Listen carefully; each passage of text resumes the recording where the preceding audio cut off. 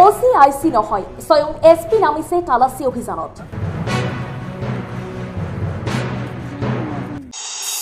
আলফাৰ সকলো কুটাঘাতমূলক পৰিকল্পনা ব্যৰ্থ কৰাৰ লক্ষ্য অসম আৰক্ষীৰ। জিলাই জিলাই সষ্টম আৰু সতৰ্ক আৰক্ষী প্ৰশাসন। গঢ়ি তুলিছে নিশ্চিত নিৰাপত্তা বেষ্টনী। লখিমপুৰৰ ৰাজপথত আৰক্ষী অধীক্ষক মিহিৰজিৎ গায়নৰ তালাচী অভিযান।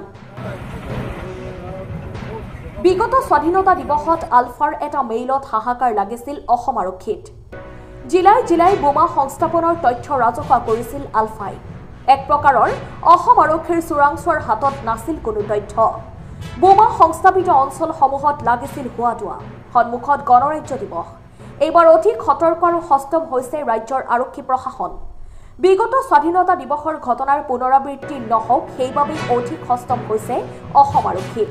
জিলাই জিলাই গঢ়ি তুলিছে কটকটীয়া নিৰাপত্তা বেষ্টনী। স্বয়ং আৰক্ষী অধীক্ষকে উচ্চ পদস্থ আৰক্ষী বিষয়াক লগত লৈ নামিছে তালাচী কাৰ্যত। লখিমপুৰৰ দৃশ্য ইয়া। আৰক্ষী অধীক্ষক মিহিৰজিৎ গায়নে নিজে তন্নকৈ পৰীক্ষা কৰিছে এটাৰ পিছত আন এটা বাহন।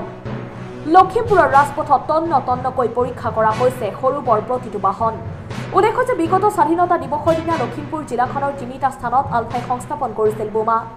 এইবাৰ কোনো প্ৰকাৰে যাতে দুষ্কৃতিকাৰীয়ে সুযোগ ল'ব নোৱাৰে তাৰ প্ৰতি লক্ষ্য ৰাখি অধিক কটকটীয়া কৰি তোলা হৈছে নিৰাপত্তা ব্যৱস্থা। এই কথা ক'লে লখিমপুৰৰ আৰক্ষী অধীক্ষক মিহিৰজিৎ গায়নে। এইবাৰো দুষ্কৃতিকাৰীয়ে সুযোগ ল'ব পাৰে বুলিয়েই অধিক শক্তিশালী ব্যৱস্থাই গঢ়ি তুলিছে লখিমপুৰ আৰক্ষীয়ে। এই কথা জনালে SP মিহিৰজিৎ গায়নে। লখিমপুৰৰ অসম অৰুণাচল সীমাসমূহতো চলাইছে নাকা চেকিং। লখিমপুৰৰ লগত সংলগ্ন ধেমাজি, বিশ্বনাথ, মাজুলী জিলাৰ সীমাতো চলোৱা হৈছে ব্যাপক তালাচী। নজৰ ৰাখিছে যাত্ৰীসকলৰ গতিবিধিৰ ওপৰত। আমি বিশেষকৈ গাড়ীবিলাক কোনো পেচেঞ্জাৰবিলাক কোন সেইখিনি চাইছোঁ, লগত অহা বস্তুবিলাক কিবা আনৱান্টেড কিবা বস্তু আছে নেকি এইবিলাক চাইছোঁ। ২৬ জানুৱাৰীত ধৰক দূৰ দূৰণিৰ পৰা অহা মানুহ কিবা কুটাঘাত কৰিবও পাৰে, সেইকাৰণে সেইবিলাক আমি খুব ভালকৈ চোৱা গৈছে। থৰ' চেকিং। হয়, তেনেকুৱাতো সন্দেহটো আছে। সেইটো একেবাৰে ন' বুলি ক'ব নোৱাৰি, সন্দেহটো পূৰা আছে। সেইকাৰণে আমাৰ ইয়াতো গোটেই চাৰিওফালে কাউণ্টাৰ ইনচাৰেঞ্চি অপাৰেশ্যনবিলাক কটকটীয়া কৰি তোলা হৈছে। আগৰ পৰা চলি আছে যদিও আৰু ইণ্টেনচিফাই কৰাইছোঁ আমি চেকিং। লগতে যিবিলাক আমাৰ ৰাস্তা ধৰক কানেক্টিং অৰুণাচল প্ৰদেশ, তিনিচুকীয়া বা ডিব্ৰুগড়, আমাৰ মাজুলী, ধেমাজি, সেই জেগাবিলাকো আমি এৰিয়া ডমিনেশ্যন কৰি চিল কৰা হৈছে, কিবা যাতে কোনেও আহি অপ্ৰীতিকৰ ঘটনা কৰিব নোৱাৰে তাৰ ব্যৱস্থাখিনি লৈছোঁ আমি। কেতিয়ালৈকে চলি সেইটো চলি থাকিব। ২৬ জানুৱাৰী তাৰ পিছতো চলিব।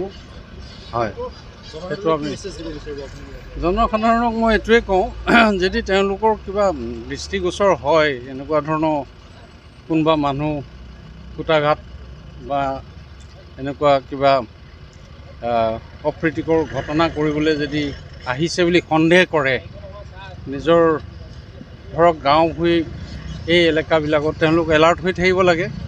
অচিনাকি মানুহ যদি কোনোবাই অহা যোৱা কৰিছে আমাক ইমিডিয়েটলি খবৰ দিব লাগে, যাতে আমি ৰাইজৰ সুৰক্ষাটো কৰিব পাৰোঁ। সেইবিলাক আমি ৰাইজলৈ মোৰ অনুৰোধ এইটো। আশংকা আছে বুলি আপুনি একেবাৰে ন' কৰিব নোৱাৰি। ক'ৰবাত চান্স পালে কোনোবাই হয়তো চান্সটো ল'ব পাৰে।